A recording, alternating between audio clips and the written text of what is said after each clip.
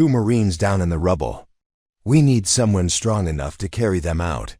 The emergency coordinator shouted over the chaos as concrete dust filled the air.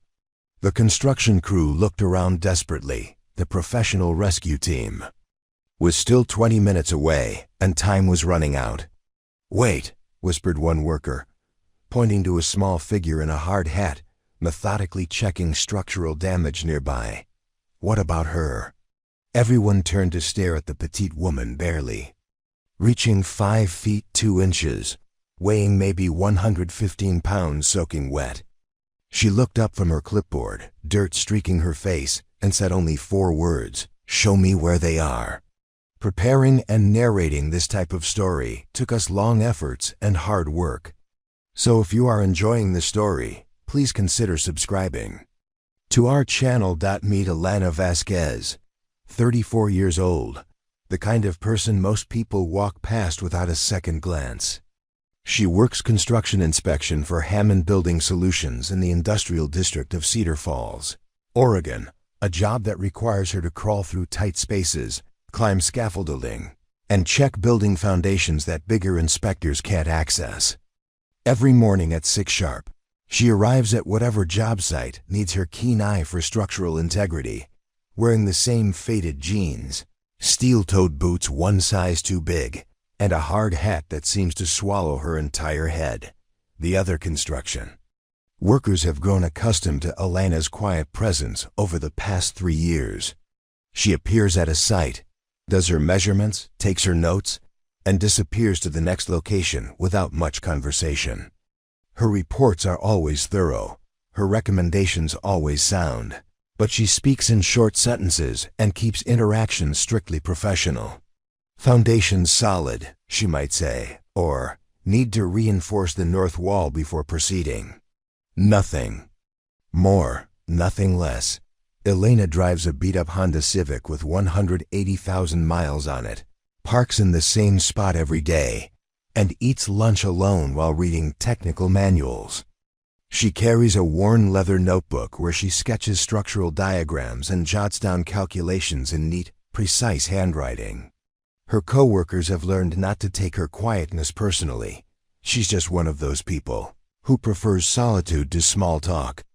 Work to socializing. The foremen appreciate Elena's reliability and attention to detail, but they also treat her like fragile equipment. "Elena, let Rodriguez check that upper beam," they'll say when something requires climbing high or lifting heavy materials. "Elena, stay back while we move these steel plates." She never argues, never pushes back, just nods and finds other ways to complete her inspections. Her small stature means everyone automatically assumes she needs protection, needs help, needs someone bigger to handle the difficult tasks. What they don't know is that Elena carries a military-issued tactical flashlight in her tool belt. Not because the civilian ones aren't bright enough, but because the weight and balance feel familiar in her hands. They don't notice that she unconsciously scans every room she enters, identifying exits, potential cover, and structural weak points that most people would never consider. Her safety checks aren't just about building codes, they're conducted with the methodical thoroughness of someone trained to spot danger before it becomes fatal. Elena's apartment above Murphy's hardware store reflects the same minimalist approach as her work life. Sparse furniture, everything in its designated place, and absolutely no personal photographs or mementos visible. The landlord, Mrs. Murphy, occasionally mentions that Elena's the quietest tenant she's ever had. No parties, no loud music, just the sound of someone who gets up early and goes to bed early, living a perfectly ordinary, unremarkable life. The neighborhood kids on Maple Street have grown curious about the small woman who walks past their houses every evening after work. She always takes the same route, always carries the same worn duffel bag, and always nods politely. When they wave from their bicycles, why doesn't she ever smile? Asked 7-year-old Tommy Chun one afternoon. His mother shrugged. Some grown-ups are just serious, honey. Doesn't mean she's not nice. At the local diner where Elena occasionally grabs coffee before work, The waitresses have learned her order by heart. Black coffee, wheat toast, scrambled eggs, no conversation. She sits in the same corner booth, reads the same type of technical journals, and leaves exactly 15% tip calculated to the penny. She's pleasant enough, says Dolores, the morning shift waitress. Just keeps to herself, probably shy. Elena's supervisor, Marcus Chen, has tried multiple times to engage her in casual conversation during their monthly progress meetings. "How was your weekend, Elena?" "Fine. Any plans for the holidays?" "Not really. Everything okay with the apartment?" "Yes, sir." He's given up trying to crack her shell, concluding that some employees are just naturally introverted and perform better with minimal social interaction. The safety meetings every Friday morning provide the clearest picture of how Elena fits into the workplace dynamic. She sits in the back row, takes meticulous notes, asks occasionally technical questions, but never participates in the casual banter that fills the room before and after the formal presentation. When someone tells a joke, she might smile slightly, but never laughs out loud. When controversial topics arise, she remains neutral, offering no opinions or personal anecdotes. Other female employees at Hammond Building Solutions have tried to include Elena in their lunch groups and after-work social gatherings, but she politely declines every invitation. "Thanks, but I have other commitments," is her standard response. They've stopped asking, though not unkindly. "Elena marshes to her own drummer," explains Jennifer Walsh, one of the project managers. "She's reliable and does good work. That's all that really matters." Elena's toolkit tells its own story to anyone who pays close attention. While her civilian tools are standard inspector equipment, everything is organized with military precision.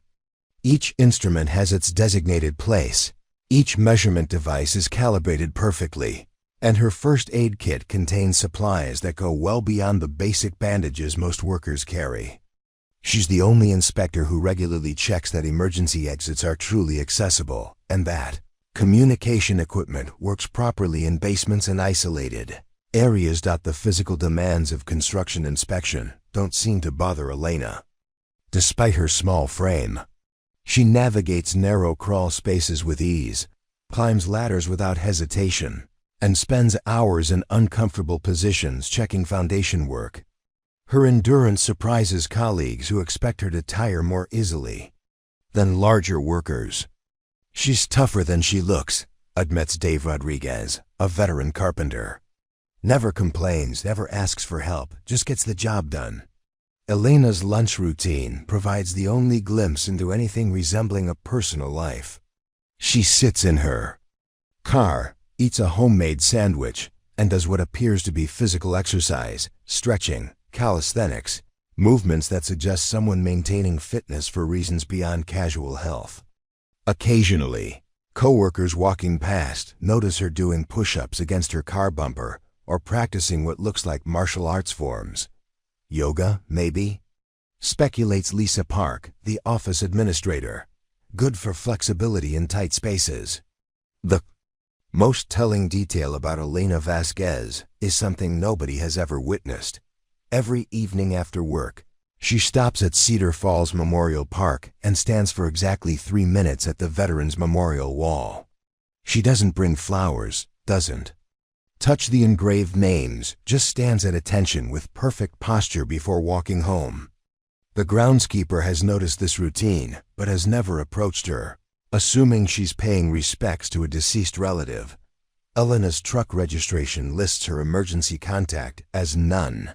Her apartment lease lists no references, and her employment application contains the minimum required information with no previous employer recommendations beyond a generic letter from a temp agency.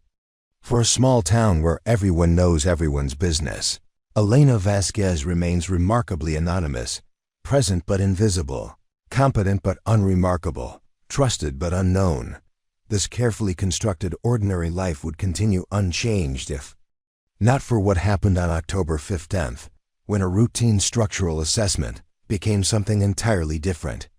And the small woman everyone underestimated proved that sometimes the biggest heroes come in the smallest packages. The construction crew at Hammond Building Solutions had developed an unspoken understanding about Elena Vasquez.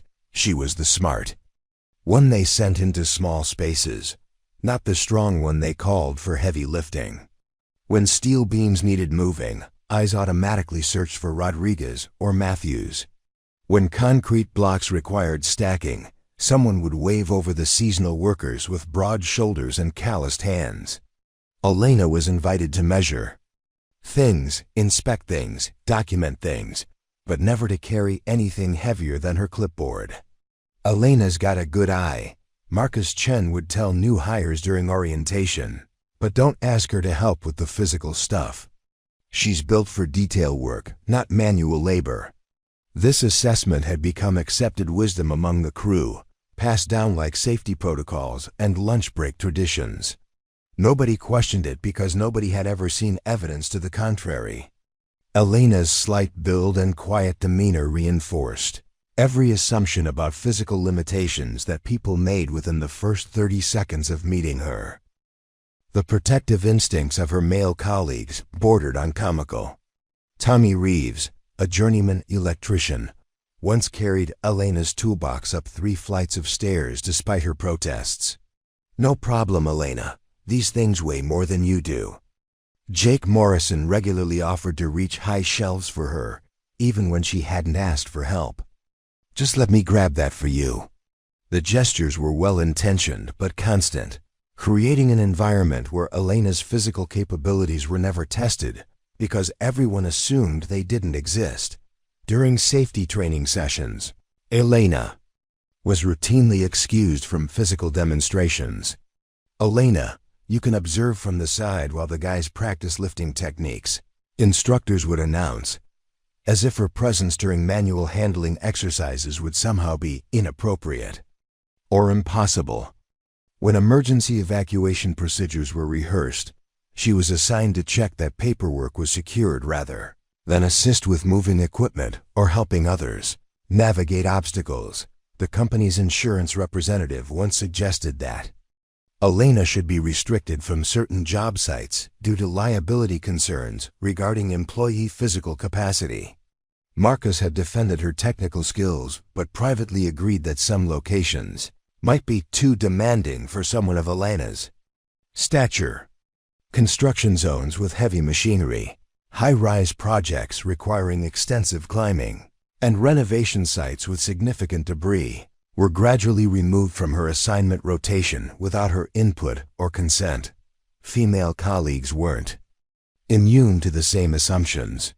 Sarah Collins, the only other woman on the inspection team, often made comments like, "At least I don't have to worry about Elena showing me up in arm wrestling contests during team meetings." Even the administrative staff participated in the gentle condescension. "Elena's like our little sister," office manager Patricia Wu would tell visitors. "We all look out for her because she's just so tiny." The lunchroom dynamics revealed the depth of these perceptions.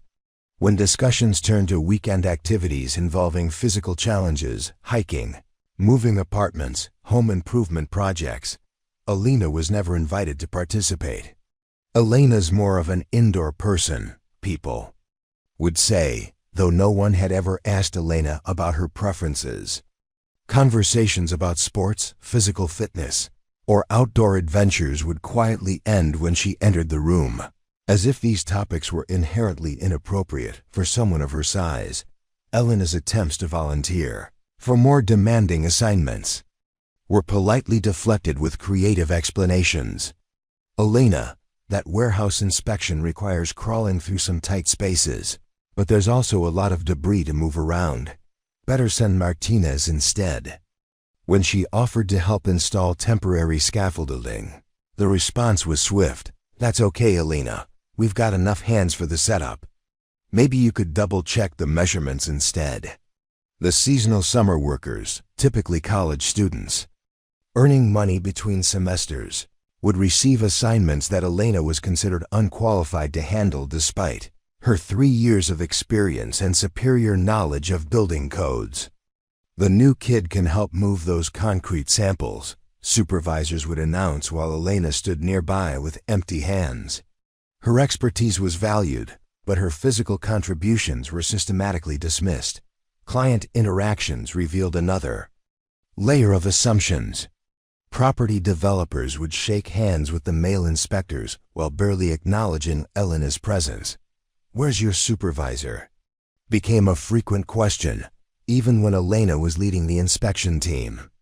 Contractors would direct technical questions to whichever man happened to be standing nearest to Elena, assuming that serious construction knowledge couldn't possibly emanate from someone who looked like she belonged in an office rather than on a job site.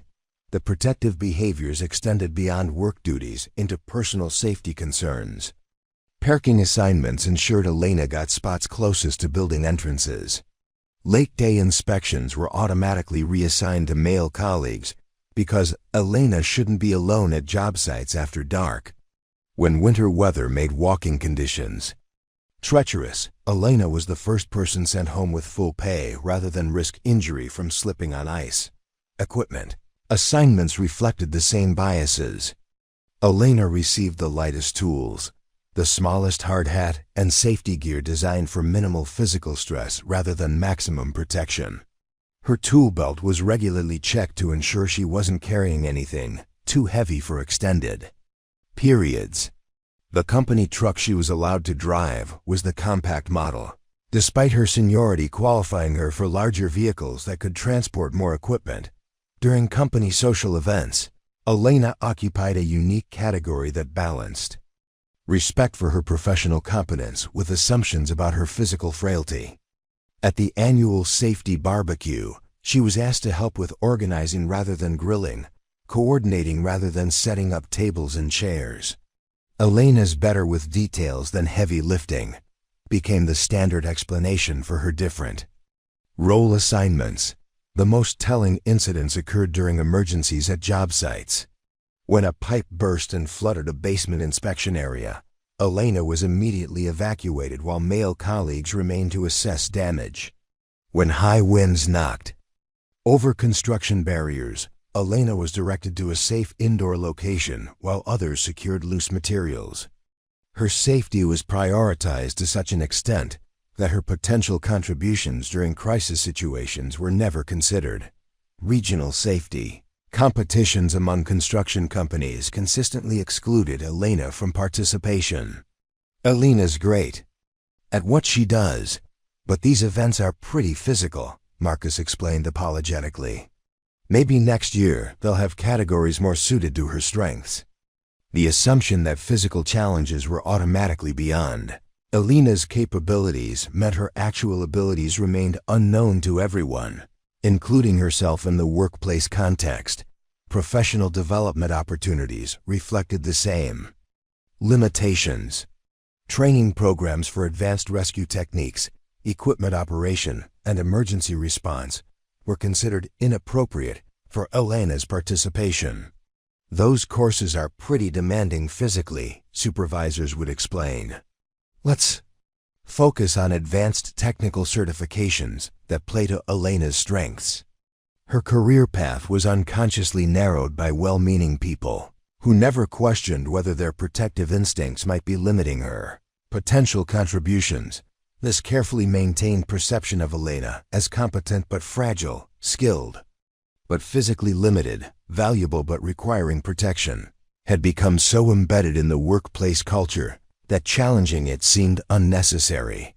After all, Elena never complained about the assignment she received or the help she was offered.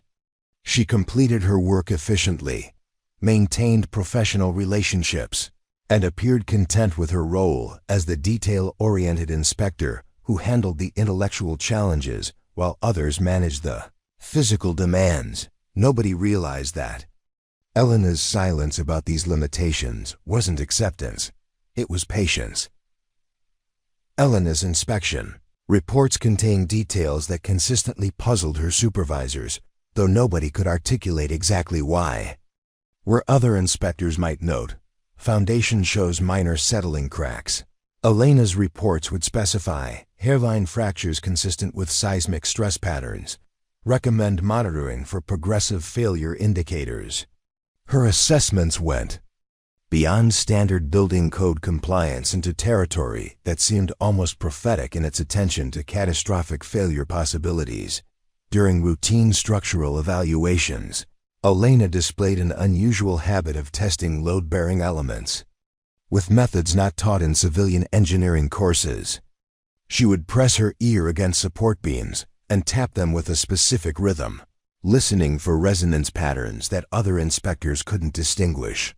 "Elena's got incredible hearing," Marcus would joke when she identified internal corrosion in steel supports that appeared perfectly sound to everyone else. What he didn't understand was that Elena wasn't just listening. She was applying acoustic analysis techniques, learned in environments where identifying structural weaknesses could mean the difference between life and death. The way Elena moved through construction sites revealed subtle anomalies that registered subconsciously with her colleagues, but never triggered conscious questions. She unconsciously checked corners before entering rooms, positioned herself with clear sight lines to exits, and maintained awareness of everyone's location within a workspace. During lunch breaks, she invariably chose seating positions that allowed her to observe the entire area while keeping her back protected. "Elena's kind of paranoid about safety," coworkers would mention casually, not realizing they were witnessing tactical awareness training in action. Elena's knowledge of emergency procedures extended far beyond standard workplace safety protocols. When discussing evacuation routes during safety meetings, she would suggest alternative pathways that other attendees hadn't considered. "What if the main stairwell is compromised?" she asked during one session, then proceeded to outline secondary and tertiary escape routes that accounted for structural collapse patterns, smoke distribution, and crowd movement dynamics. The safety coordinator was impressed but puzzled. "Where did you learn about emergency egress planning, Elena?" She simply replied, "Previous experience." The contents of Elena's first aid kit revealed another curious inconsistency. While regulation kits contained basic bandages and antiseptic, Elena's supplies included pressure bandages designed for severe hemorrhage control, emergency airways, and medications typically carried by paramedics rather than construction inspectors. When Jake Morrison suffered a deep laceration from a metal edge, Elena's immediate response involved applying pressure with clinical precision, while simultaneously assessing for signs of arterial damage and shock. "Elena, where did you learn first aid like that?" Jake asked while she efficiently stopped his bleeding. "Red Cross certification," she answered, though her technique suggested training far more advanced than weekend civilian courses. Elena's physical conditioning became apparent during unexpected moments that caught her colleagues off guard. When a heavy inspection ladder collapsed while she was climbing it, Elena's reflexive response involved a controlled roll that distributed impact across her body rather than the instinctive grabbing and flailing that would be typical. She landed on her feet, brushed herself off, and continued working while others were still processing what had happened. "Elena's got great balance," someone commented, not recognizing that her recovery demonstrated combat training rather than natural coordination. The precision of Elena's measurements suggested familiarity with equipment beyond standard construction tools. She could estimate distances by eye with accuracy that amazed surveyors, judge angles without instruments within degrees of precision, and assess weight loads by observation alone. When asked how she developed such precise visual calibration, Elena would deflect with phrases like "lots of practice" or "good eye for detail." Her spatial awareness included understanding blast radii, collapse patterns, and debris fields in ways that seemed excessive for civilian building inspection, but were never questioned directly. Elena's vehicle maintenance habits revealed another set of unusual practices. Her Honda Civic was kept in exceptional mechanical condition, with emergency supplies that went far beyond typical roadside assistance preparations. The trunk contained water purification tablets, high-energy food rations, emergency communication equipment, and a comprehensive toolkit that could handle field repairs under adverse conditions. When co-workers occasionally saw these supplies, Elena would explain them as camping gear or earthquake preparedness, though the specific items suggested readiness for scenarios more extreme than weekend outdoor recreation during severe weather events. Elena's behavior patterns shifted in ways that registered as slightly odd, but not alarming. When thunderstorms approached construction sites, she would note wind direction, barometric pressure changes, and potential shelter locations with meteorological precision that exceeded normal safety awareness. Elena's really good at predicting weather became common observation, though her assessments incorporated tactical considerations about visibility, mobility, and defensive positioning that weren't typically part of civilian weather monitoring. Elena's knowledge of building materials included understanding their performance under extreme stress conditions that weren't covered in standard engineering references. She could predict how different construction elements would behave during explosions, fires, or seismic events with specificity that puzzled manufacturers' representatives. "Where did you learn about concrete behavior under dynamic loading?"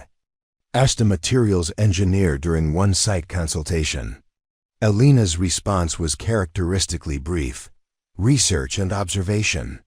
The way Elena interacted with security personnel at various JOB sites suggested familiarity with protective protocols that extended beyond civilian experience. She intuitively understood access control procedures, recognized surveillance equipment configurations, and discussed perimeter security with vocabulary that impressed professional guards. "Elena knows her stuff about security systems," noted one site supervisor.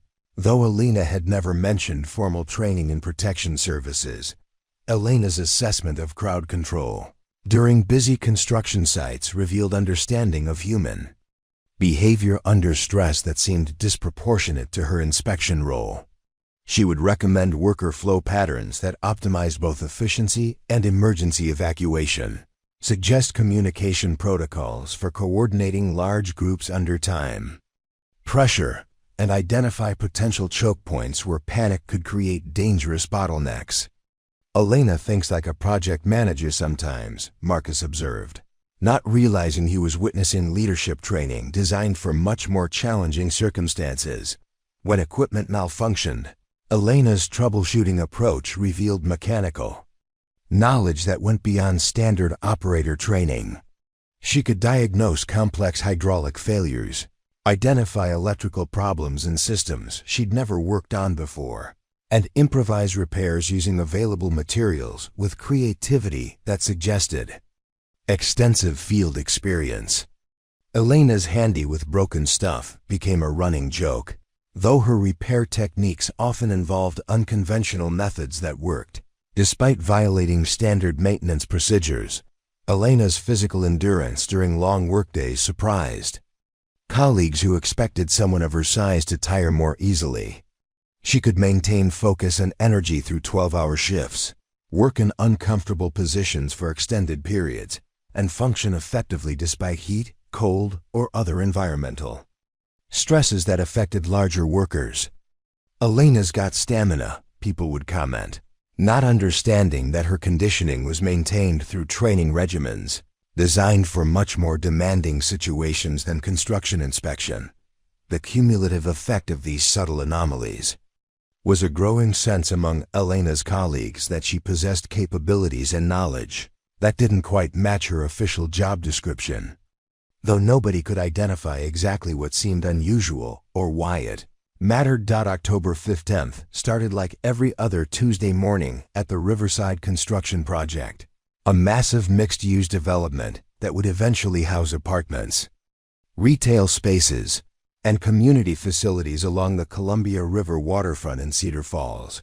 Elena arrived at 6:30 sharp, clipboard in hand, ready to conduct scheduled inspections of the newly poured foundation work on Building C. The morning air carried the crisp promise of autumn. and construction crews were already moving equipment into position for another day of steady progress on the ambitious project. The Riverside site employed over 40 workers across multiple buildings in various stages of completion. Building A was nearing final interior finishing, Building B was midway through framing, and Building C was just beginning its vertical construction phase after weeks of foundation and utility installation. Elena's assignment focused on the basement-level mechanical systems where water, electrical, and via-vac infrastructure required detailed inspection before concrete slabs could be poured over the access areas. Among the workers that morning were Staff Sergeant Mike Torres and Corporal Danny Reeves, both active-duty Marines on temporary assignment, helping with specialized equipment installation. Their unit had been contracted to assist with security system wiring and communications infrastructure. That required military-grade specifications for the community center portion of the development. Torres, a communications specialist, and Reeves, an electronics technician, had been working the Riverside project for 3 weeks, earning extra income during their off-duty hours while applying their technical skills to civilian construction.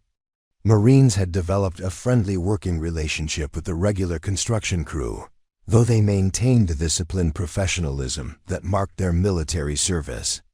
Torres, 32 years old with 2 tours in Afghanistan, approached civilian construction work with the same methodical attention to detail that had kept his unit safe during combat deployments.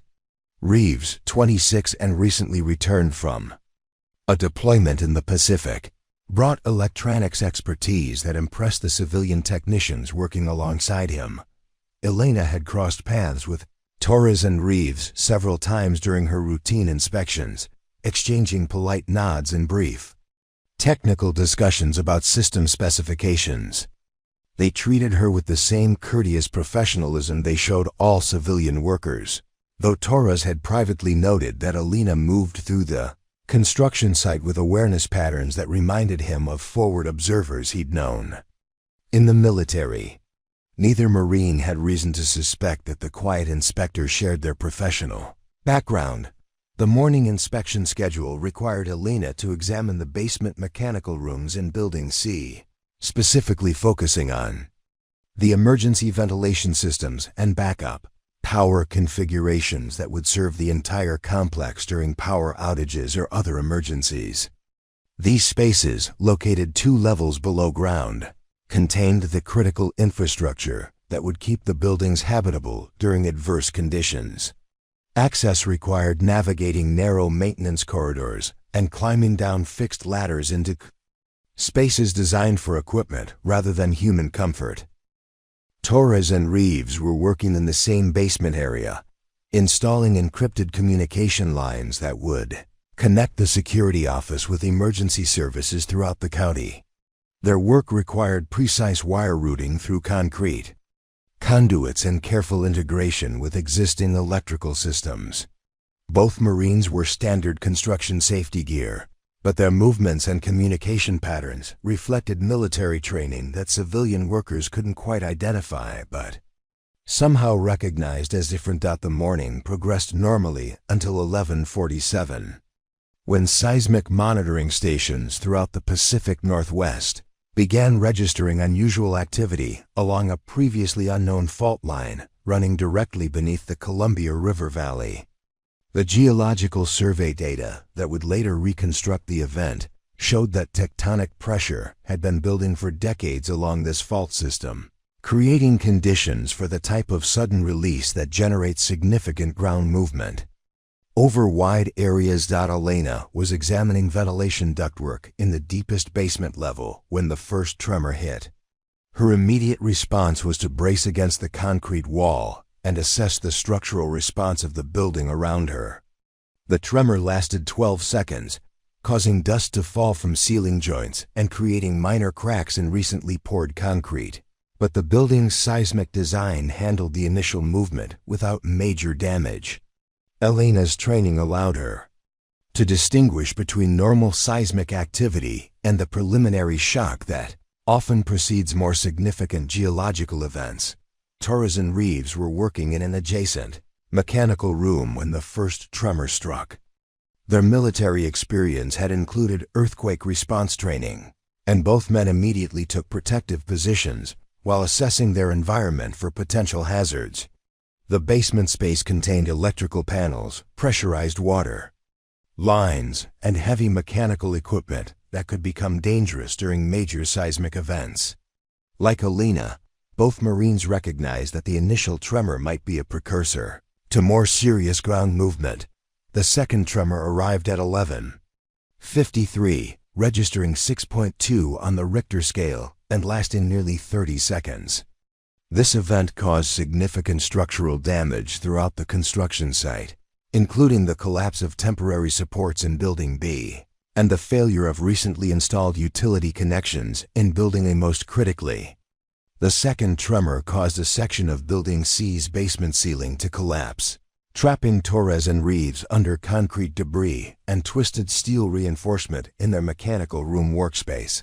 Elena felt the second tremor as a rolling motion that threatened to knock her off her feet, followed by the distinctive sounds of structural failure echoing through the basement level.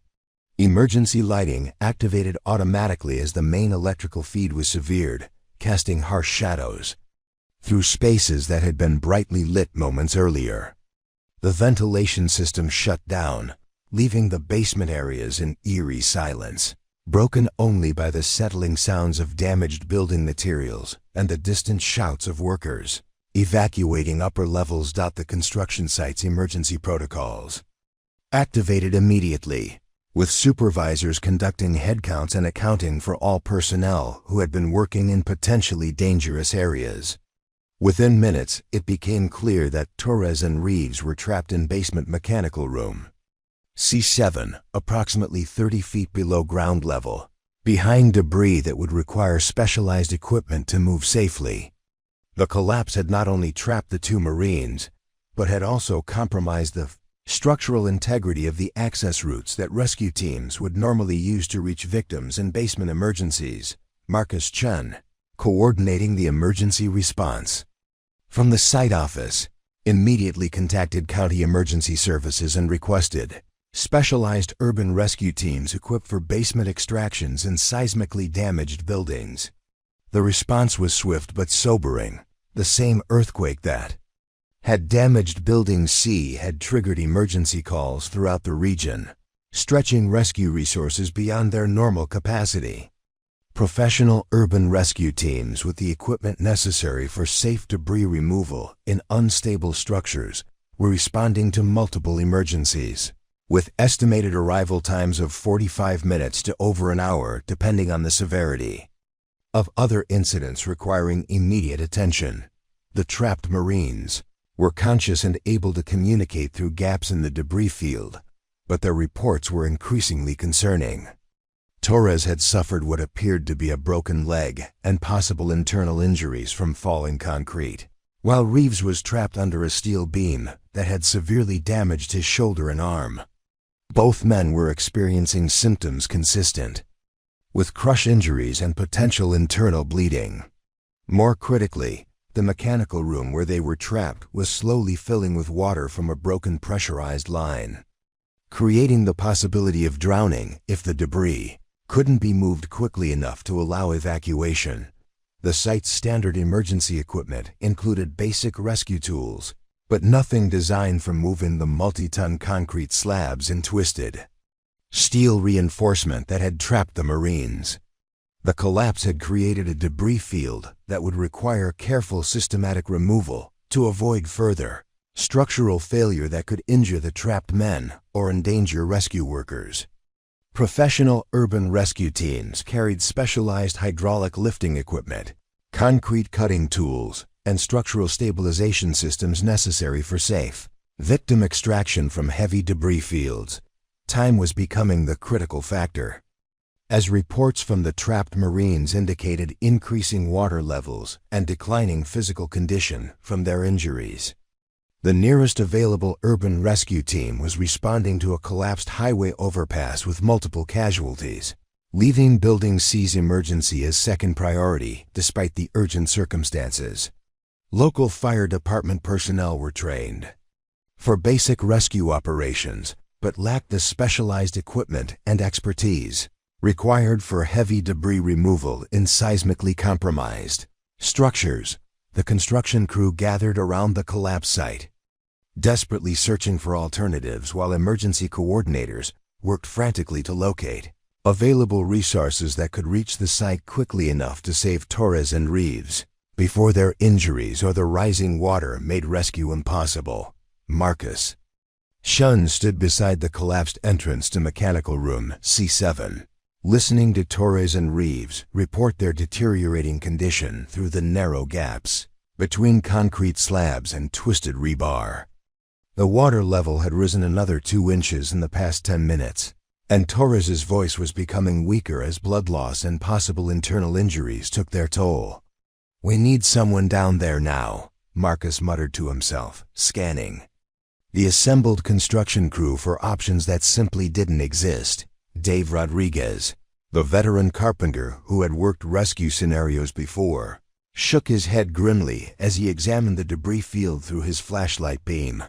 "Boss, we're talking about moving concrete slabs that weigh 3, maybe 4 tons each. Even if we had enough guys to lift them, we'd need to know exactly how to position the lifting points to avoid shifting the whole pile onto those Marines.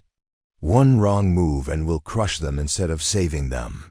Professional rescue teams carry pneumatic lifting bags that can handle this kind of weight," explained Fire Chief Warren Kelly, who had arrived with the 1st Emergency Response Unit.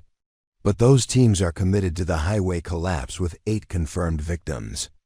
My guys are trained for vehicle extractions and basic structural collapse, but not basement rescues in seismically damaged buildings.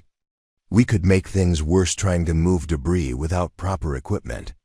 The assembled crowd included 43 construction workers, 6 emergency responders, 2 site supervisors, and various subcontractors who had been working in other areas of the complex when the earthquake struck. Everyone understood the urgency, everyone wanted to help, but everyone also recognized that good intentions weren't sufficient for moving multi-ton concrete slabs without specialized training and equipment. The wrong approach could trigger additional collapse, killing the trapped Marines instantly. Jake Morrison, who had witnessed Elena's unusual first aid skills during his accident 3 months earlier, found himself studying the quiet inspector as she stood at the edge of the crowd, listening intently to the technical discussions about lifting procedures and structural stability. Something about her posture and attention patterns struck him as different from the other observers. While everyone else was focused on the debris field, Elena seemed to be analyzing the entire basement area, noting load-bearing elements, emergency exits, and potential secondary collapse zones. "Elena knows about building structures better than anyone," Jake mentioned quietly to Tommy Reeves, the electrician. "Maybe she could tell us if there's a safer way to approach this mess." But even as he spoke, Jake realized that structural knowledge wasn't the same as physical capability. Understanding how to move concrete slabs didn't mean being able to actually move them, especially for someone of Elena's size. Dr. Patricia Wu, who had arrived with the emergency medical response team, was calculating time factors for treating crush injuries and blood loss when she noticed Elena examining the debris field with unusual intensity. "That inspector is studying the collapse pattern like she's done this before," Patricia observed to her paramedic partner. "Most people look at a disaster and see chaos, but she's analyzing it systematically, like she's planning something." Tommy Chun, Marcus's nephew who worked summers on construction crews, remembered his conversation with his mother about Elena's strange walking patterns and constant awareness of her surroundings. "Uncle Marcus," he said hesitantly, "what if Elena knows more about this stuff than we think?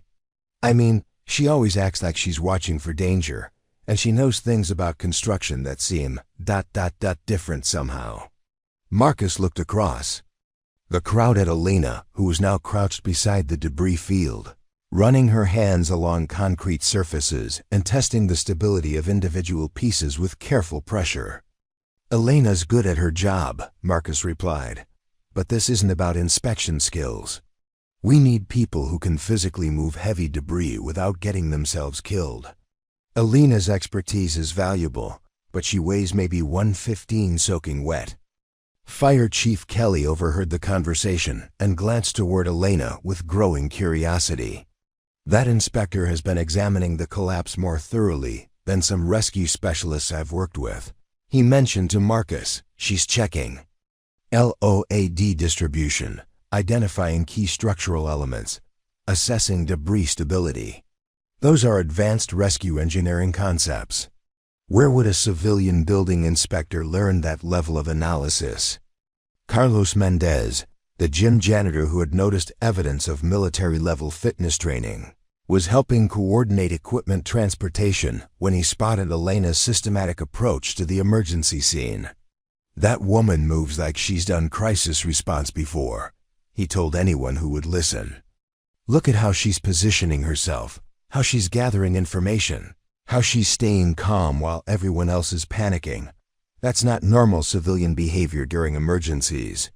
Sarah Collins, the female inspection team member who had previously joked about Elena's physical limitations, found herself reconsidering those assumptions as she watched Elena's professional response to the crisis.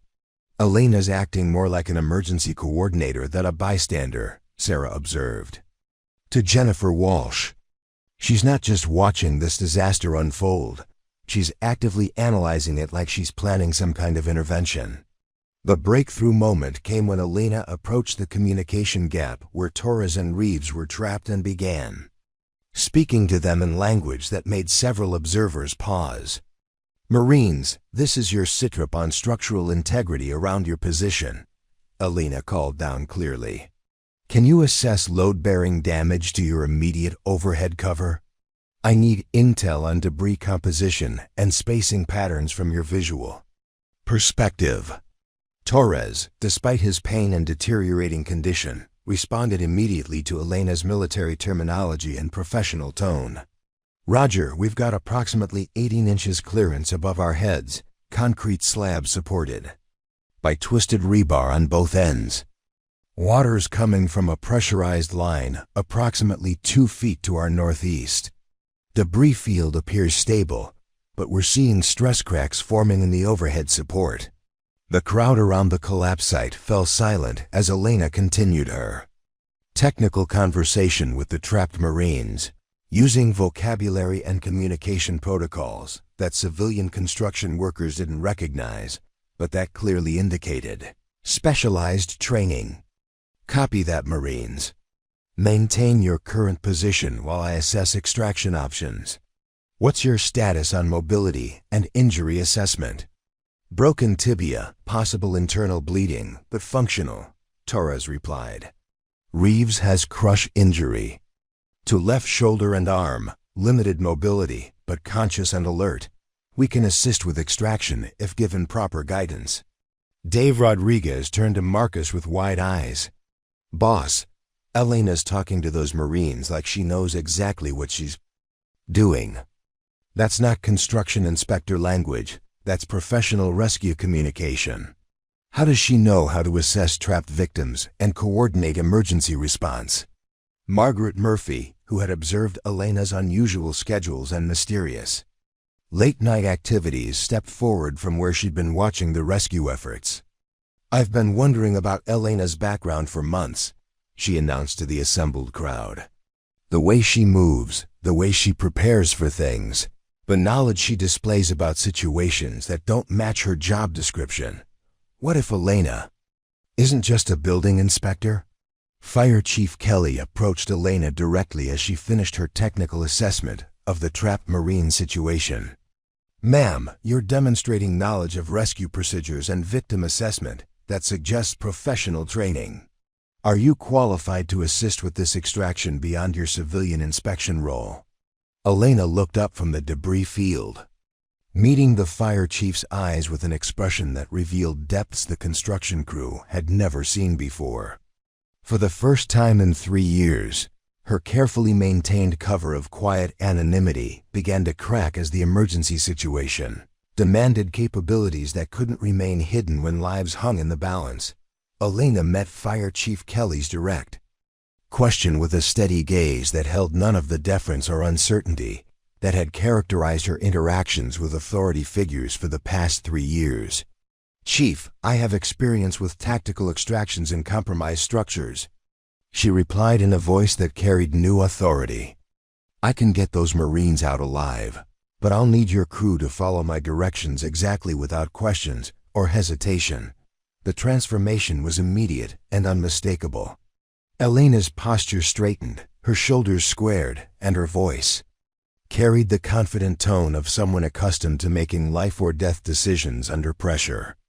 The quiet building inspector who had spent years deflecting attention and avoiding leadership responsibilities vanished, replaced by someone whose presence commanded immediate respect from everyone within hearing distance.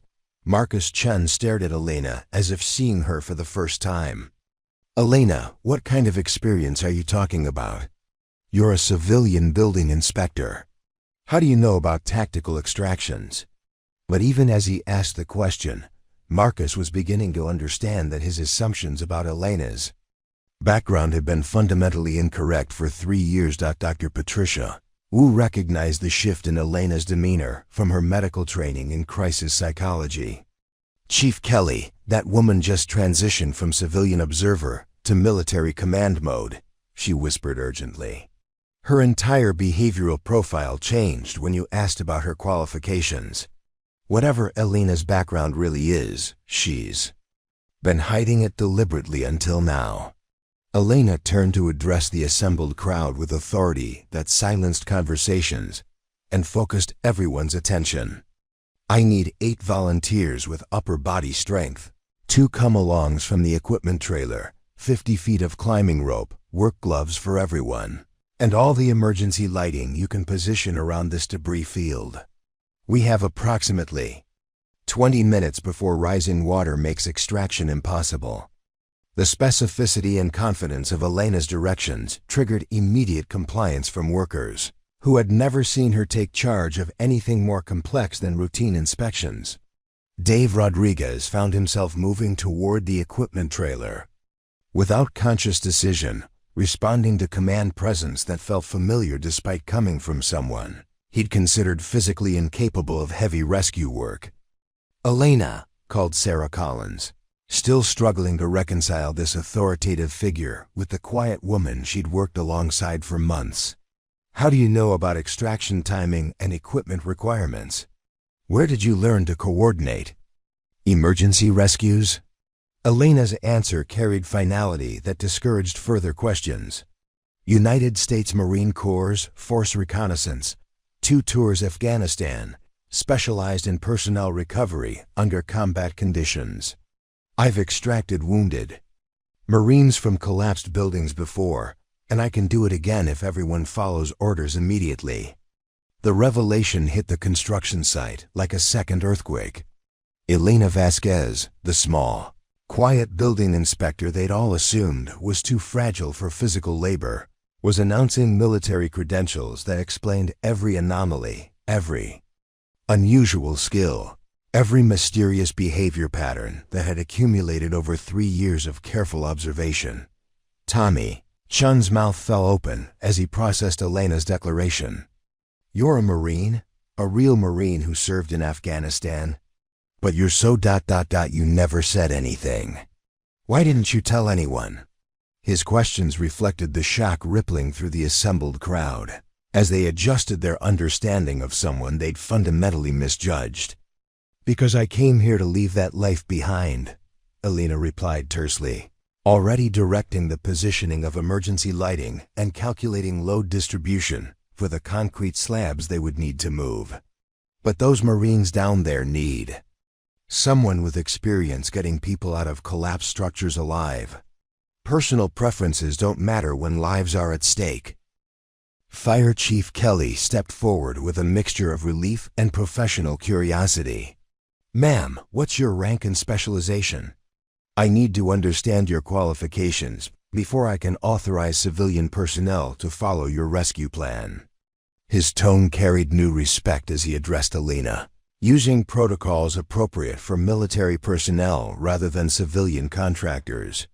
Staff Sergeant Elena Vasquez, Force Reconnaissance Specialist, certified in urban combat search and rescue, personnel recovery under hostile conditions, and emergency medical treatment. Elena responded in the clipped, efficient manner that marked military professional communication. I've conducted 17 successful extractions from collapsed structures, including 12 under enemy fire.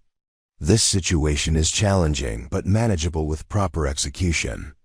Jake Morrison, who had witnessed Elena's advanced first aid techniques months earlier, felt pieces of a puzzle clicking into place. "That's why you knew how to treat my laceration like a combat medic," he said with dawning understanding. "You weren't trained in civilian first aid. You learned battlefield medicine.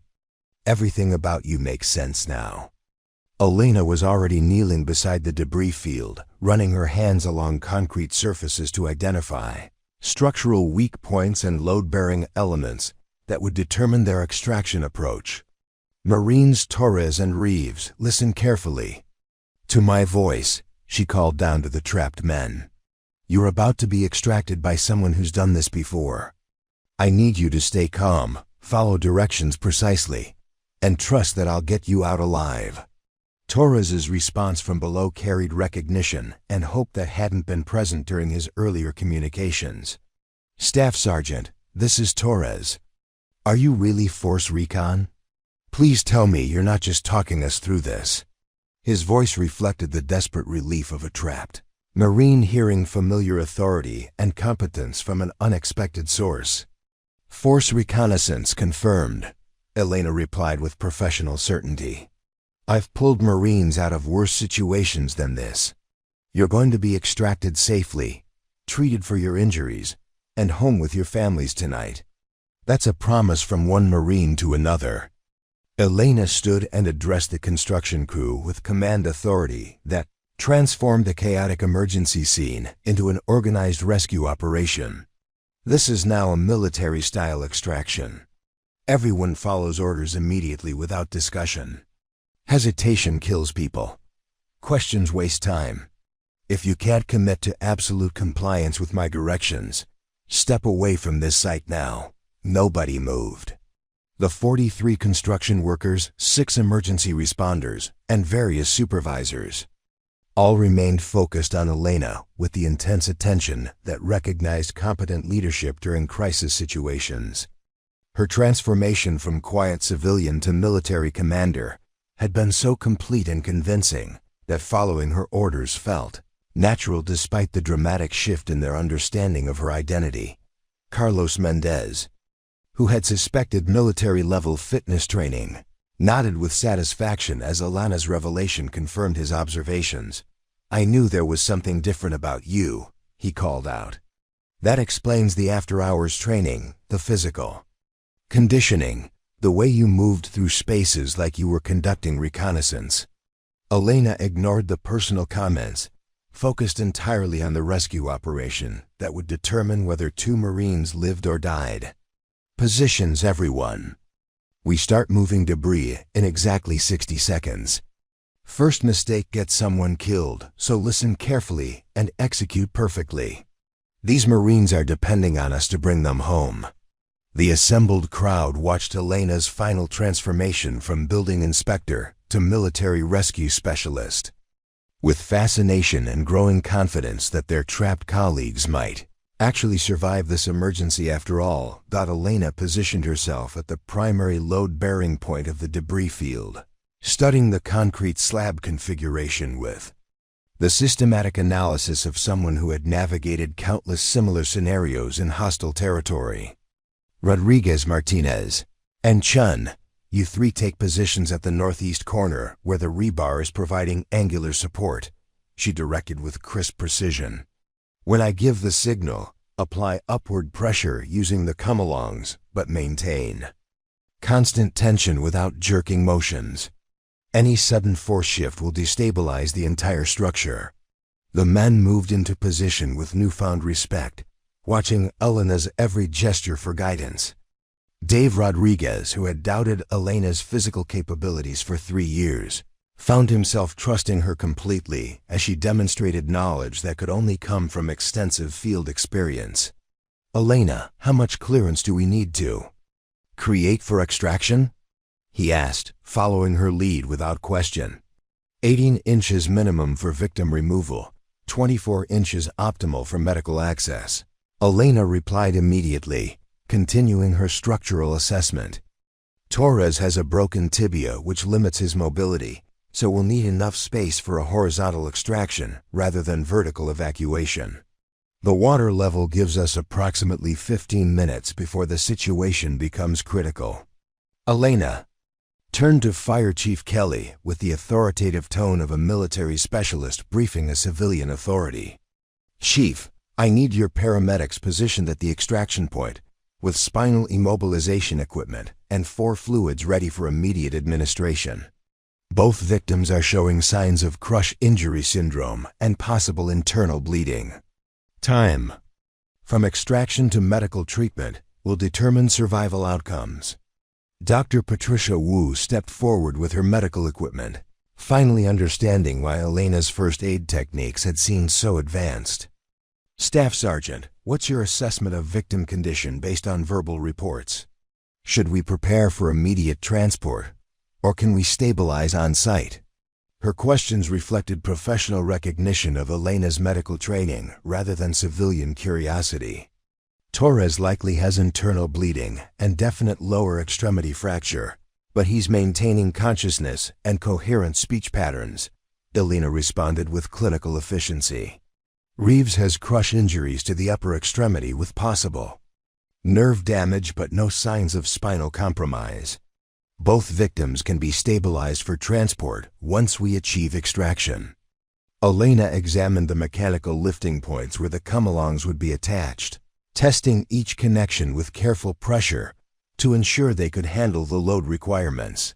Her movements demonstrated familiarity with field expedient lifting techniques that went far beyond civilian construction experience. "Morrison, Collins, you two will operate the second come-along from the southwest position. Watch my hand signals and maintain steady lifting pressure. Never exceed the pace I establish or you'll risk secondary collapse." The crowd watched Elena's professional competence with growing amazement as she orchestrated every aspect of the complex rescue operation. Sarah Collins, who had previously assumed Elena couldn't handle physical challenges, found herself following orders from someone whose expertise clearly exceeded her own understanding of emergency procedures. "Elena, I never realized you had this kind of training. Why didn't you ever mention your military background?" "Because I left that life behind when I came here," Elena answered curtly, focused on the critical measurements that would determine lifting angles. But these Marines didn't choose to be trapped in a collapsed building, so personal preferences don't matter right now. Everyone concentrate on the extraction sequence. We only get one chance to do this correctly. Elena called down to the trapped Marines with the clear communication protocols that marked professional military operations. "Torres, Reeves, I need you to position yourselves against the northeast wall where debris clearance will be maximized. When lifting begins, you'll have approximately 90 seconds to move to extraction position before we have to lower the load and reassess." Torres's voice from below carried renewed hope as he responded to Elena's professional command. "Roger, Staff Sergeant. We're repositioning now. Reeves is having difficulty with mobility due to his shoulder injury, but we can make the movement. Window you've specified." His tone reflected the confidence that came from being directed by someone with proven rescue experience. Elena coordinated the lifting operation with hand signals and verbal commands that demonstrated tactical leadership. "Training, on my mark, begin lifting with steady pressure. Rodriguez team, maintain your angle. Morrison team, match their pace exactly. Any deviation from synchronized lifting will shift loads unpredictably." Her directions were followed with precision by construction workers who recognized competent authority when they witnessed it. The concrete slab began rising slowly and steadily as the come-alongs, applied mechanical advantage under Elena's careful coordination. She monitored stress points throughout the debris field, watching for signs of secondary collapse while calculating the exact moment when clearance would be sufficient for victim extraction. 12 inches achieved. Maintain pressure, Elena called out. We need 6 more inches for safe extraction clearance.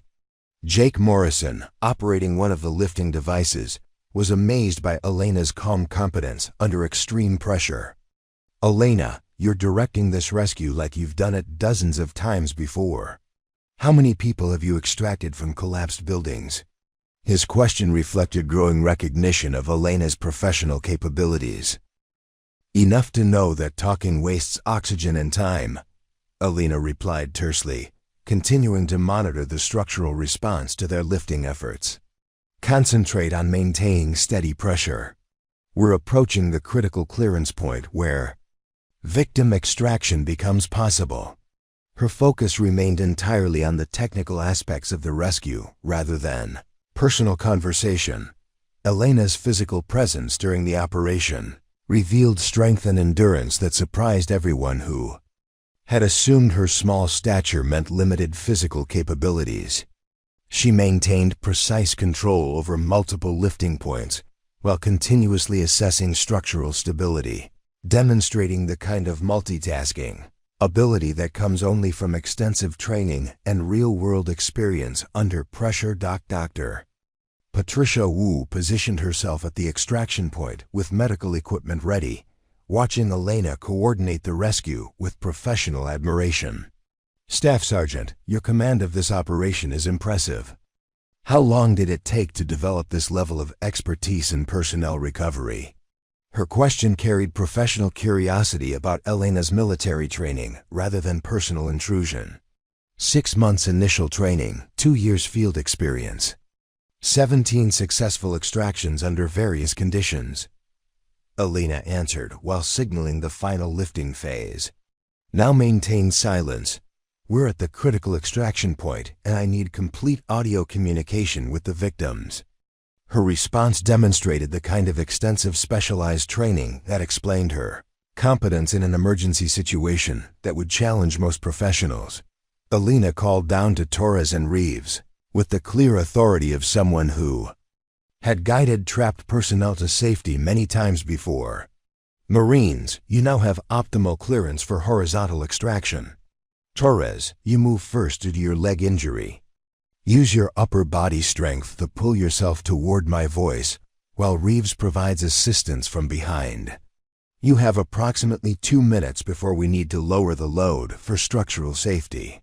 The extraction proceeded with textbook precision, as Elena guided both Marines through the debris field to safety. Torres emerged first, his broken leg evident, but his condition stable enough for immediate medical treatment. Reeves followed, his shoulder injury clearly severe but not life-threatening.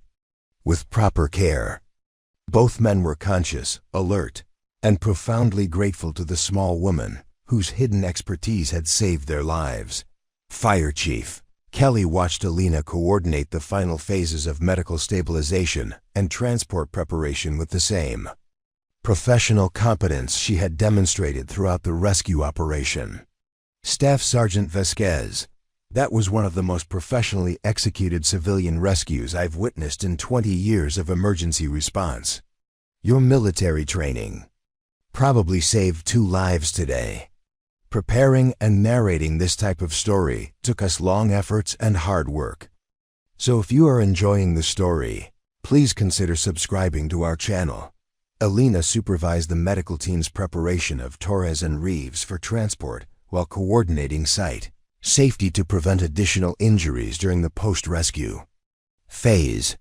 Her attention to comprehensive emergency management revealed the depth of her professional training and field experience.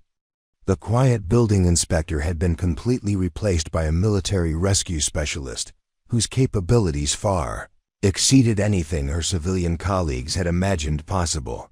The assembled construction crew watched Elena's final coordination efforts with mixture of amazement, respect, and newfound understanding of someone they had completely misjudged for 3 years.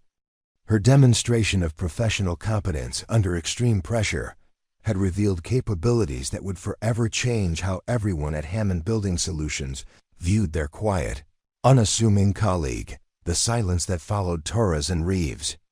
Being loaded into the ambulance was profound and loaded with unspoken questions.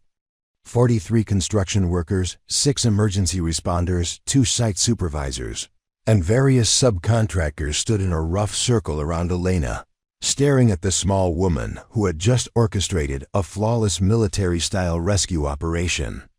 The transformation they had witnessed was so complete and unexpected that most people were still processing the fundamental shift in everything they thought they knew about their quiet colleague. Marcus Chun was the first to break the silence, his voice carrying a mixture of awe and bewilderment. Elena, in 3 years of working together, you never once mentioned that you were a United States Marine. Not once. How do you hide something like that? How do you hide being trained to save lives in combat situations while you're checking building foundations and measuring concrete thickness? Elena removed her hard hat and wiped concrete dust from her face, her posture slowly returning to the civilian demeanor she had maintained for 3 years, though everyone now understood it had been a carefully constructed facade.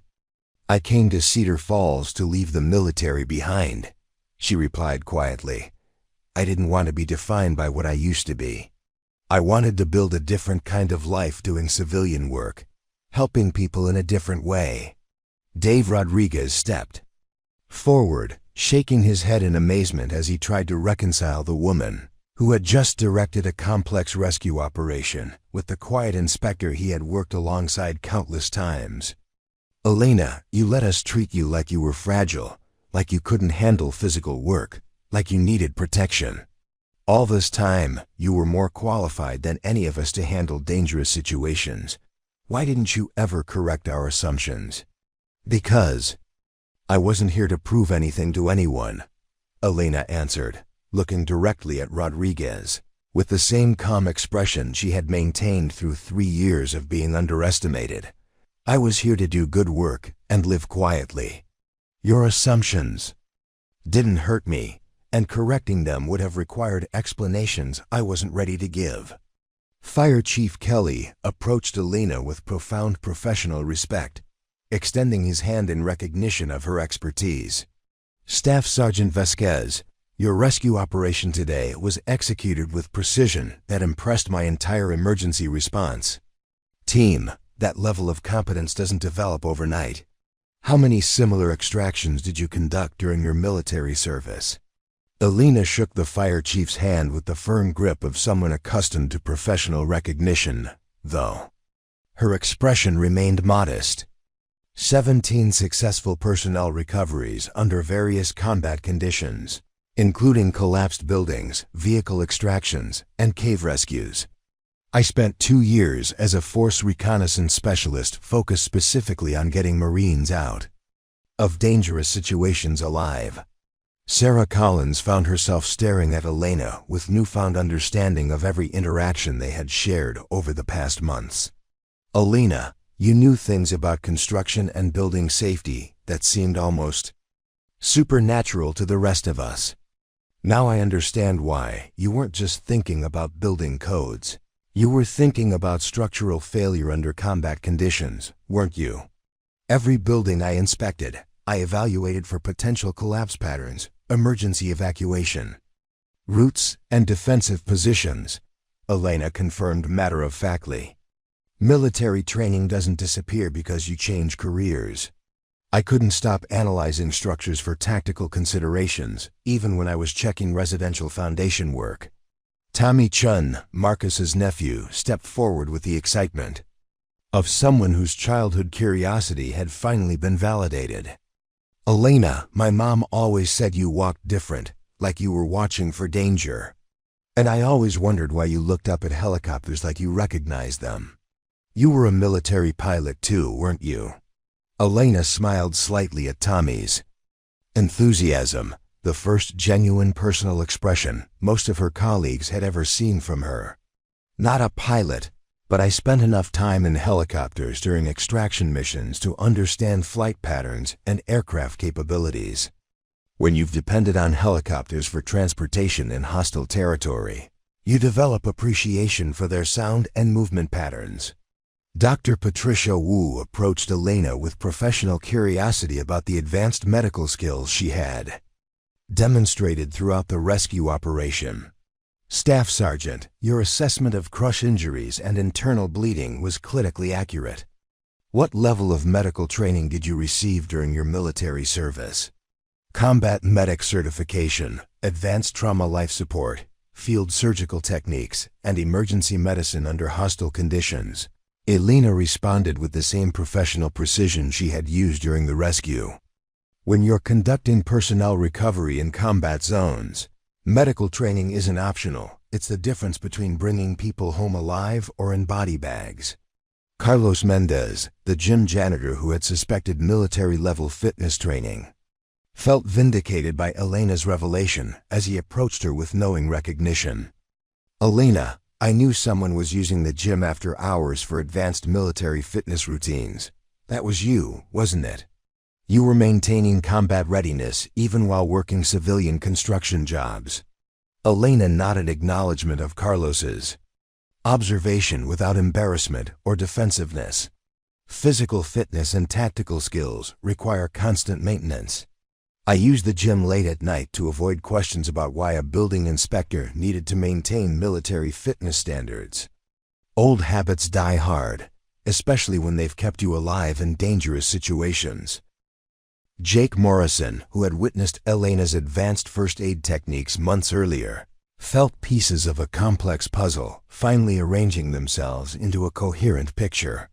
Elena, when you treated my laceration, you used medical techniques that seemed too advanced for civilian first aid training. You were applying battlefield medicine to a construction accident, weren't you? Muscle memory, Elena replied simply. When you've treated combat injuries under pressure, civilian accidents trigger the same response patterns. I couldn't use basic first aid techniques when advanced trauma treatment was available. Your injury required pressure point control and hemorrhage management that I learned treating wounded Marines. Margaret Murphy, Elena's landlord, approached with questions about the mysterious late-night activities and unusual mail patterns she had observed over 3 years of tenancy. Elena, all those government letters, the late-night departures, the way you kept your apartment like a military barracks. You were maintaining some kind of connection to your military service, weren't you? Elena hesitated before answering Margaret's question, clearly weighing how much personal information she was prepared to reveal.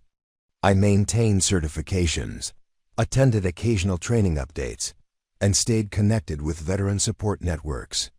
Leaving the military doesn't mean abandoning the skills or the people who served alongside you.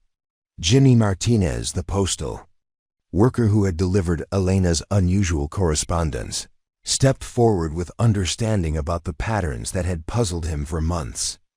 Elena, those medical facility letters and legal documents, were you dealing with service-related injuries or helping other veterans navigate military bureaucracy? Both, Elena answered honestly. Combat service leaves physical and psychological marks that require ongoing medical attention. And other veterans sometimes need help understanding their benefits or dealing with civilian transition challenges. I couldn't ignore people who needed assistance navigating systems I understood. Father Michael from St. Catherine's Church approached Elena with spiritual curiosity about her irregular but intense participation in religious services.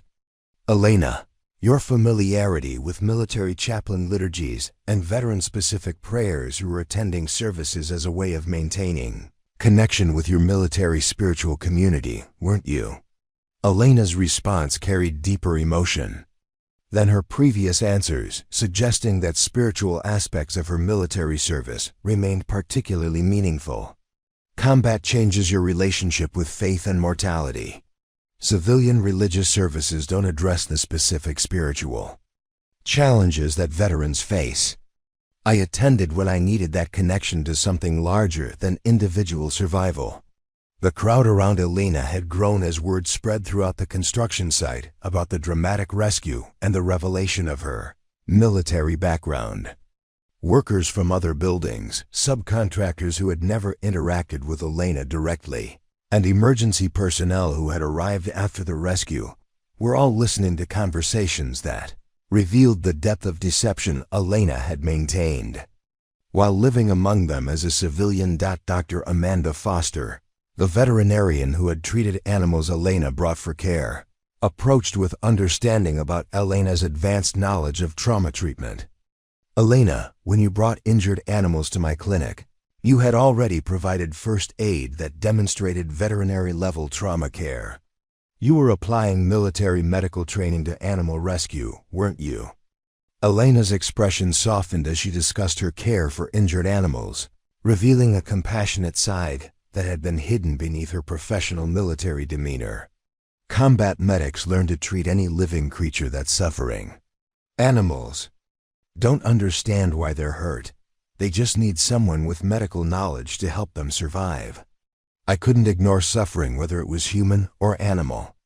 The cumulative impact of these revelations was creating a complete reconstruction of Elena Vasquez in the minds of everyone who had known her as a quiet building inspector, transforming their understanding of 3 years of observations that finally made perfect sense when viewed through the lens of her true military background.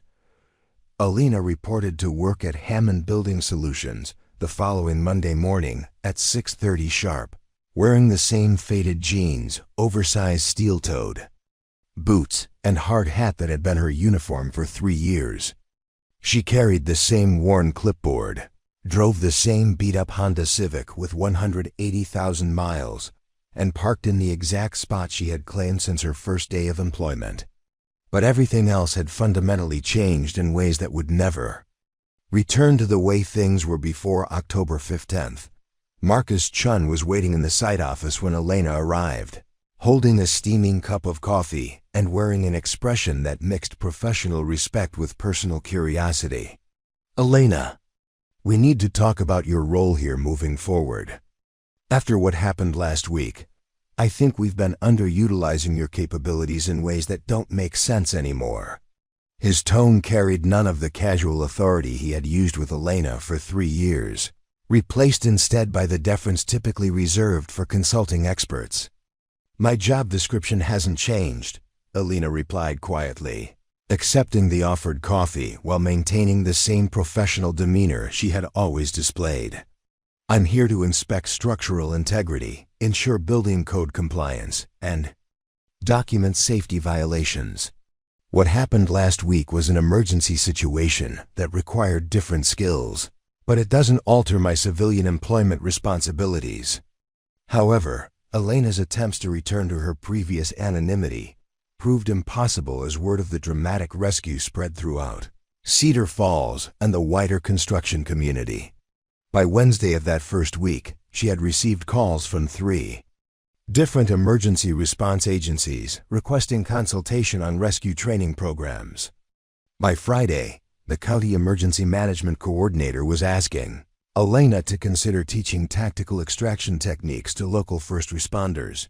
The construction crew's behavior toward Elena underwent a complete transformation that reflected their new understanding of her capabilities and background.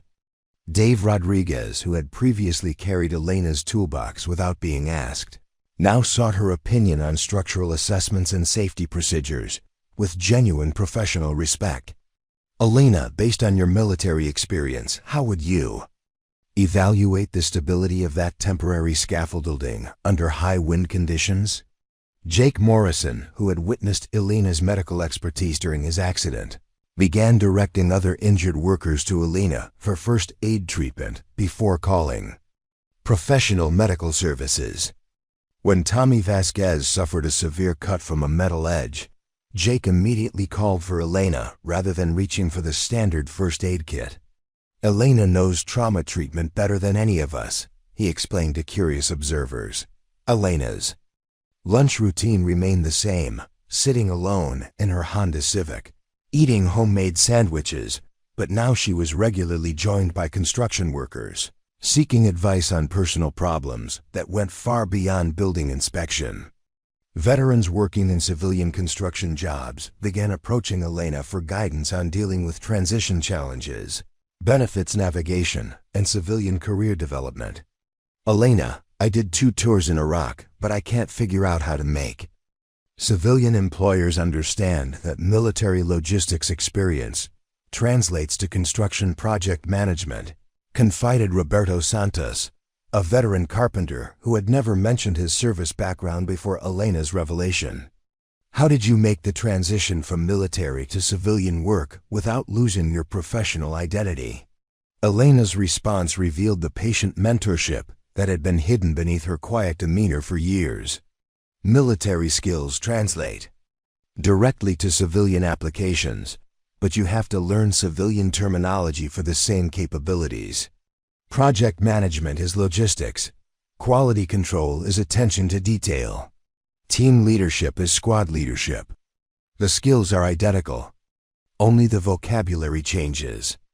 The weekend flying lessons Elena had taught young trainees became formal classes that attracted participants from throughout the region. Parents drove their children from neighboring towns to attend Elena's aviation education sessions, which combined technical knowledge with character development in ways that impressed educators and military recruiters alike. Elena's teaching approach emphasized safety, precision, and personal responsibility while building confidence in young people who had never considered military or aviation careers.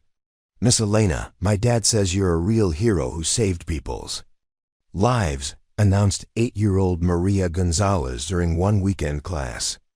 "Is that true? Are you famous now?" Elena's response reflected the same humility she had maintained throughout her civilian career. "Heroes are people who do what needs to be done when others are in danger," Elena replied gently. "It's not about being famous or getting recognition. It's about having the training and courage to help when someone needs assistance. Anyone can be a hero if they prepare themselves and stay ready to serve others." Dr. Patricia Wu began consulting Elena on emergency medical protocols for construction sites, recognizing that Elena's combat medical training provided expertise that could improve safety outcomes for civilian workers. "Staff Sergeant, your knowledge of trauma treatment under field conditions could help us develop better emergency response procedures for industrial accidents. Would you consider developing training materials for our safety programs?" Elena accepted these additional responsibilities while maintaining her primary focus on building inspection work, creating a unique hybrid role that served the community in multiple ways without requiring formal recognition or status changes. She continued to live in the same apartment above Murphy's hardware store, shop at the same grocery store, and maintain the same quiet lifestyle that had characterized her first 3 years in Cedar Falls. The annual air show that Elena had previously avoided became an event where she volunteered as a technical coordinator, ensuring aircraft safety and providing educational presentations about aviation careers for young attendees. Her participation transformed the event from simple entertainment into comprehensive community education that inspired numerous young people to pursue aviation and military service. Elena's Garage became an informal community resource center where veterans could access benefits information, young people could learn technical skills, and anyone facing emergency situations could receive practical assistance from someone with professional crisis management experience. She never advertised these services or requested payment, but word spread naturally through networks of people who had been helped by Elena's quiet expertise. Fire Chief Kelly formally requested Elena's participation in the County Emergency Response Training Program, recognizing that her military experience could significantly improve local capabilities for handling natural disasters and large-scale emergencies.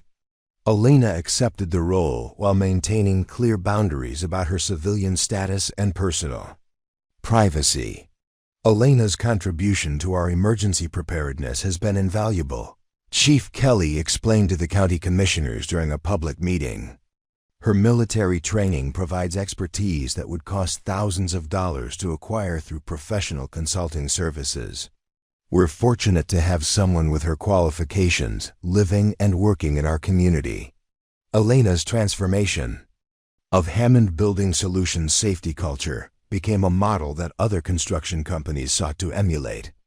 Her integration of military standard safety protocols with civilian construction practices reduced accident rates while improving overall project quality in ways that impressed clients and regulatory inspectors. The story of Elena's rescue operation became part of Cedar Falls folklore, told and retold in ways that emphasize different aspects of heroism, preparedness, and service. But Elena consistently deflected personal recognition, redirecting conversations toward the importance of emergency preparedness, community service, and supporting veterans transitioning to civilian careers.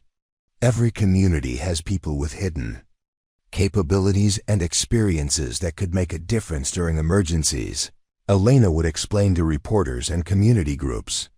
The key is creating environments where people feel comfortable sharing their skills and contributing their expertise without fear of unwanted attention or exploitation.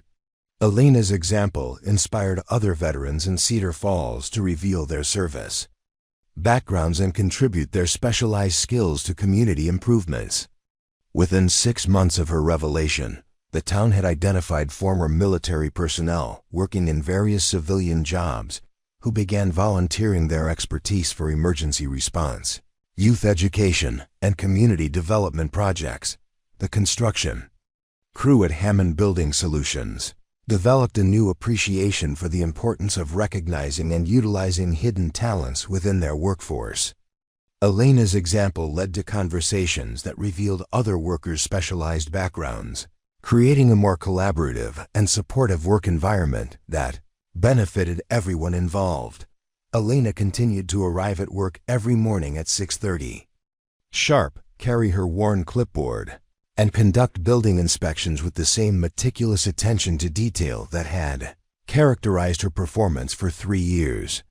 But now she did so with the knowledge that her community understood and valued her true capabilities, while maintaining the humble service orientation that had brought her to Cedar Falls in the first place.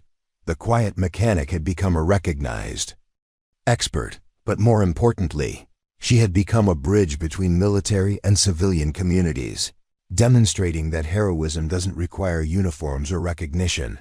It simply requires competence, courage, and willingness to serve others when circumstances demand action rather than words. 6 months after the earthquake rescue, Elena's impact on Cedar Falls had rippled through the community in ways that surprised everyone, including Elena herself.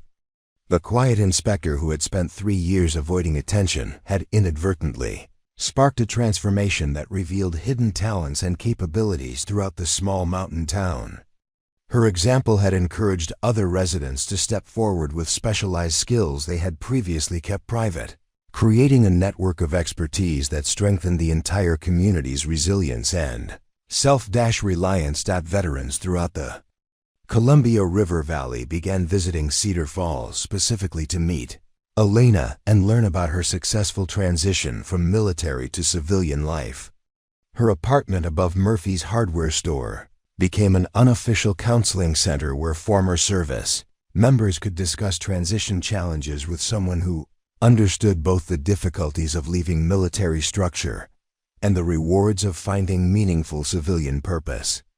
Elena's patient guidance helped dozens of veterans navigate benefits applications, translate military experience into civilian job qualifications, and develop strategies for managing the psychological challenges of post-service adjustment.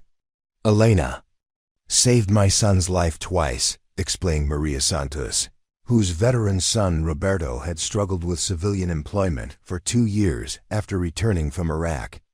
First, she showed him how to present his military logistics training as project management experience that construction companies valued. Then she helped him understand that his service had meaning beyond combat, that helping build communities was another form of serving his country. The construction industry throughout Oregon began recognizing Elena's hybrid approach as a model for integrating safety protocols with practical efficiency. Hammond Building Solutions received requests from contractors across the Pacific Northwest, asking Elena to consult on complex projects that required both technical expertise and crisis management capabilities. Elena accepted selected consulting assignments while maintaining her primary inspection role, creating additional income streams that allowed her to support veteran assistance programs and youth education initiatives. Elena's weekend aviation classes evolved into a comprehensive youth development program that attracted participants from 3 counties. Parents drove their children up to 4 hours each way to attend Elena's sessions, which combined technical education with character development in ways that impressed educators and military recruiters throughout the region. The program's success led to formal partnerships with community colleges and vocational schools that recognized Elena's teaching methods as particularly effective for engaging young people who struggled with traditional classroom approaches. Miss Elena teaches us about airplanes, but she also teaches us about courage, responsibility, and helping others, explains 16-year-old David Chun, Tommy's older brother who had become one of Elena's most dedicated students. She shows us that being strong doesn't mean being loud, and that real heroes are people who prepare themselves to help others when emergencies happen. The ripple effects of Elena's revelation extended into unexpected areas of community life. Local businesses began recognizing that their quiet, reliable employees might possess hidden capabilities that could contribute to both workplace success and community resilience. Murphy's hardware store started informal conversations with longtime employees about their backgrounds, discovering a retired Navy engineer, a former Air Force mechanic, and a veteran police detective who had been working retail jobs while keeping their professional expertise private. Elena's influence on emergency preparedness transformed Cedar Falls into a model community for disaster resilience. Her integration of military standard emergency protocols with civilian community planning created comprehensive preparedness systems that impressed state and federal emergency management officials. The town's response capabilities had improved so dramatically that Cedar Falls was selected as a regional training center for rural emergency response, bringing economic benefits alongside improved safety outcomes. Dr. Patricia Wu established formal partnerships with Elena to develop trauma treatment protocols that bridged military medical training with civilian healthcare delivery. Their collaboration produced training materials that were adopted by hospitals and emergency services throughout the Pacific Northwest, improving treatment outcomes for both civilian accidents and veteran healthcare challenges. Elena's contribution to these programs demonstrated how military medical expertise could enhance civilian healthcare systems when properly integrated. Elena's understanding of trauma treatment under pressure has revolutionized our emergency department. Protocols, Dr. Wu explained to a state medical conference. Her military training provides perspectives on crisis medicine that complement traditional civilian medical education. The combination creates more effective treatment approaches for everyone, not just veterans. Elena's example inspired other communities to conduct systematic assessments of their residents' hidden capabilities and unused expertise. Small towns throughout rural Oregon began hosting skills discovery events where residents could share professional backgrounds, specialized training, and unique capabilities that might contribute to community resilience and economic development. These initiatives revealed networks of expertise that had been invisible because people hadn't been asked about their backgrounds or encouraged to contribute specialized skills. The economic impact of Elena's revelation extended beyond her individual consulting work. Cedar Falls began attracting businesses and organizations that valued the town's demonstrated ability to identify and utilize hidden talents within its workforce. Several technology companies established satellite offices in Cedar Falls specifically because of the community's reputation for recognizing and developing unconventional expertise. The town's population growth and economic development exceeded state averages as word spread about Cedar Falls' unique approach to community development. Elena's influence on youth development produced measurable outcomes that impressed educators and policymakers throughout the region. Students who participated in her aviation and leadership programs showed significant improvements in academic performance, career focus, and community engagement compared to peers in traditional programs. Several participants received military, academy appointments, aerospace industry scholarships, and leadership recognition that exceeded expectations for a small rural community. Elena's programs produce young people who understand that individual excellence serves community purposes, observed Jennifer Walsh, who had transitioned from project management to coordinating Elena's youth education initiatives. They learn technical skills, but more importantly, they learn that their capabilities create responsibilities to help others. That perspective produces citizens who strengthen communities rather than just pursuing personal success. The Veterans Affairs Office in Portland began referring transition cases to Elena's informal counseling services, recognizing that her peer support approach achieved better outcomes than traditional bureaucratic assistance programs.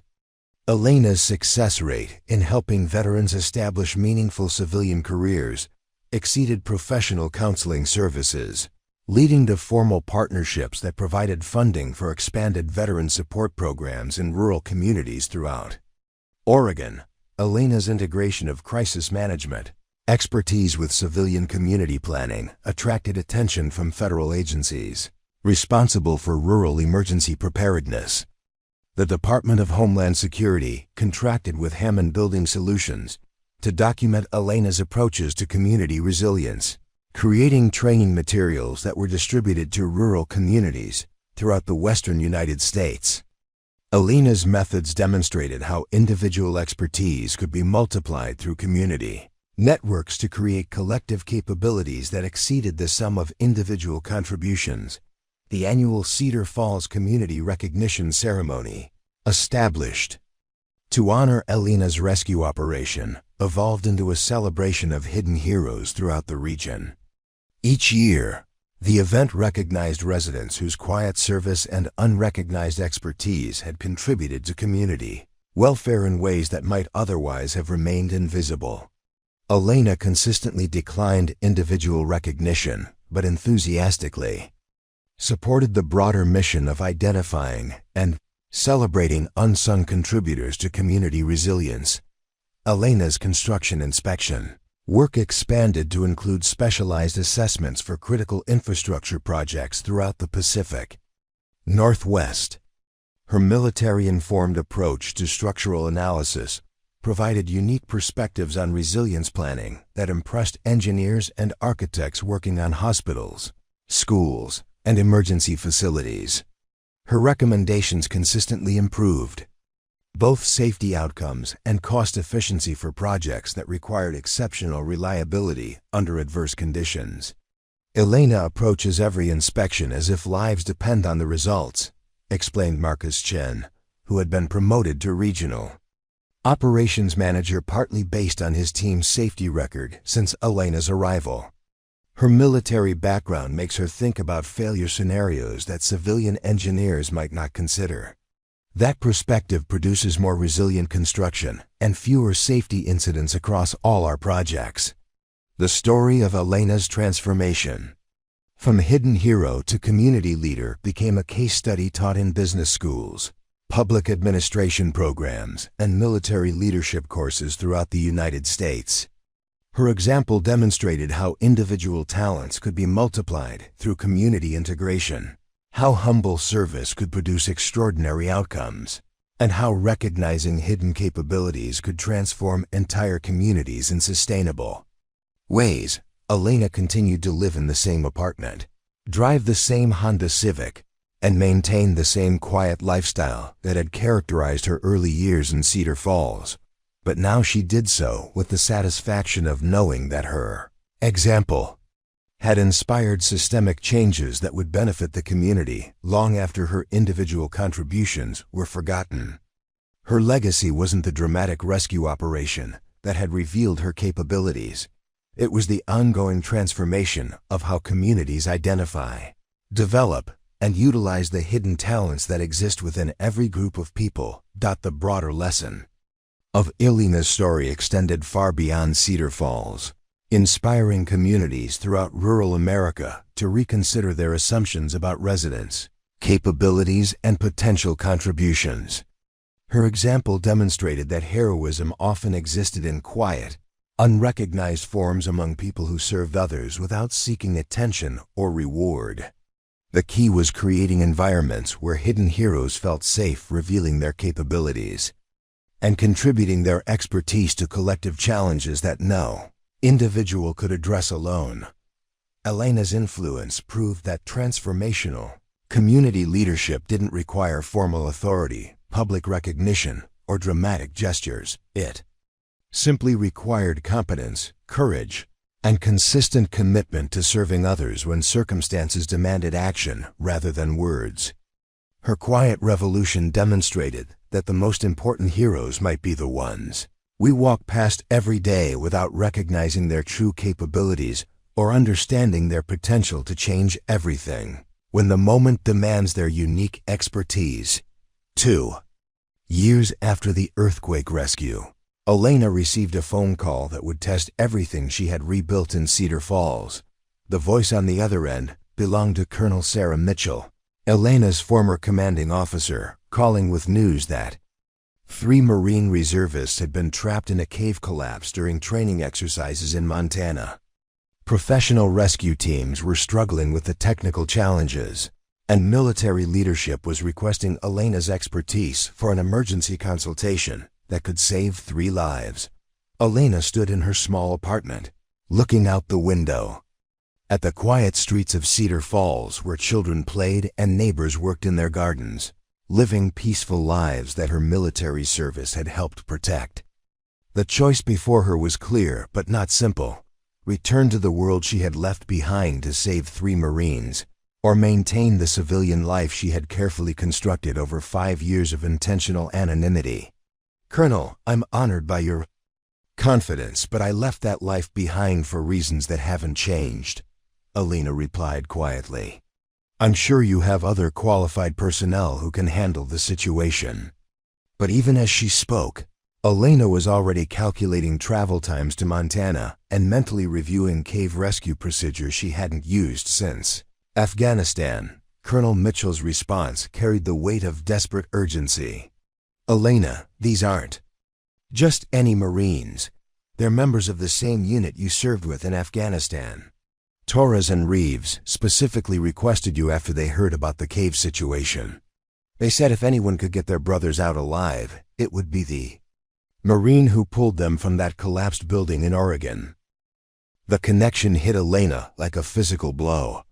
Torres and Reeves, the Marines she had rescued from the earthquake debris, were now asking her to save their fellow unit members in a different emergency on the other side of the country. Her quiet, civilian life had become a bridge between past and present, proving that some responsibilities transcended career changes and geographic distance. Elena made her decision with the same calm certainty she had shown during the construction site. "Rescue.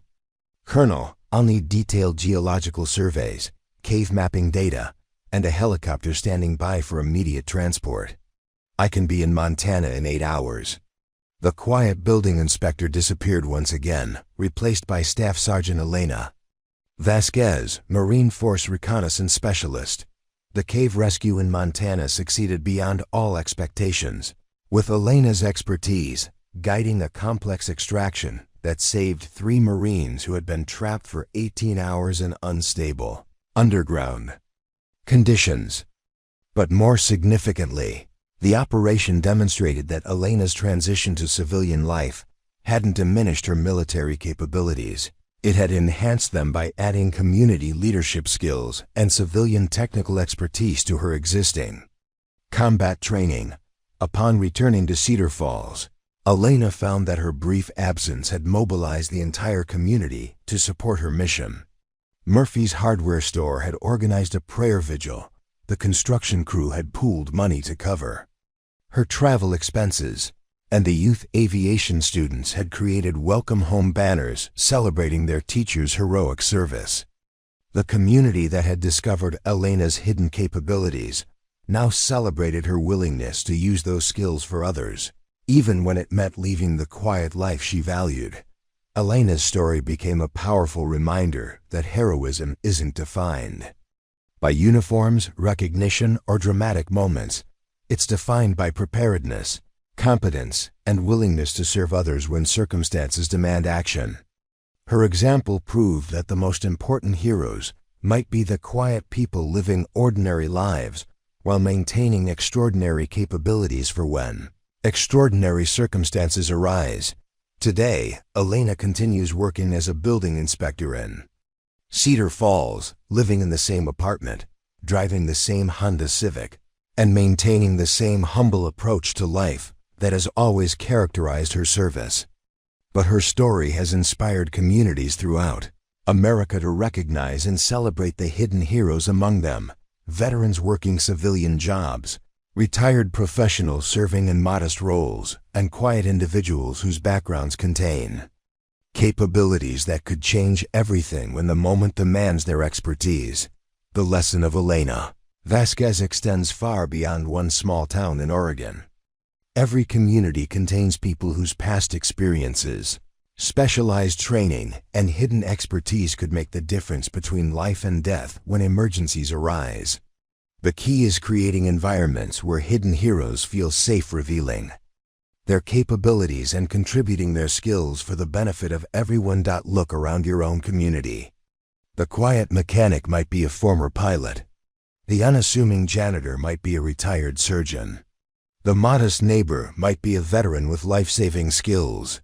The most extraordinary people often live the most ordinary lives, waiting quietly for the moment when their hidden expertise might be needed to help others. If Elena's story inspired you to look closer at the hidden heroes in your own community, hit that subscribe button and share this video with someone who might need to hear about the quiet strength that exists all around us. Sometimes the person who can save the day is the last person you'd expect, but they're always the first person to step forward when others need help. Subscribe now to discover more stories about the hidden heroes who walk among us, ready to serve when circumstances demand their unique expertise.